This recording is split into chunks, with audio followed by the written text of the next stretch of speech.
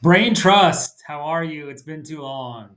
Hope everyone had an awesome Thanksgiving and they're enjoying time before the Christmas holidays. I wanted to have you guys ever been in a situation where you're have this moment where you're like, I don't think I need to overthink this thing because if I do, it's just going to create more questions in my head and keep getting me to spin my wheels and like make me feel more like agitated and a little bit more anxious, or I can kind of let this go. I know that over time, like the answers will come to me and that I can trust my instincts and I can just like move on, right? Because it kind of seems like it's a reflex, right? It just seems more very easy to do it because you've done it in the past. Have you guys ever had that happen to you? Well, that's what I want to talk about now. And I want to talk about delaying that instant gratification of like really overthinking something that doesn't feel right in your gut, in your body, right?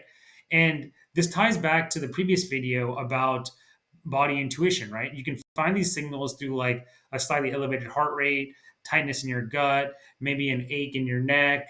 Like if you like feel like you just keep on like scratching your head or something, these are all little like twitches, right? They're all little signals. So what I found is that it's very tantalizing to do it because it's like an itch, right? You keep scratching it and it feels really good, but you know long term it's not healthy, right? It can lead to rashes and emphysema and all this other stuff. So what I've learned is that it's actually a skill that you have to practice. And you have to become very attuned towards understanding that signal that goes off in your head of, hey, I feel like I'm kind of going down the rabbit hole. Let me let this go. Now, what that does is generally over time, you start to develop the anterior singular cortex. It's called the ACC, but it's where your willpower is based, right? And those neurons are very like raw at first when they are applied to different activities because they haven't been trained. But it's like an AI model, for instance. You have to keep on like reinforcing that training of those neurons. And then when you have a neuron that fires for an activity, and then you create the neuron of like showing some self-restraint and some moderation, those neurons start firing together. It's called like neurons that wire together fire together. So you're literally having to train your brain to like, hey, when I get this urge to do it, I need to actually stop and trust more of my instinct, and that'll make me more confident in like not overthinking things and getting stuck in an analysis process, but just like going forward in a more relaxed way. Data shows when you're more relaxed, you can think clearer, you can make better decisions.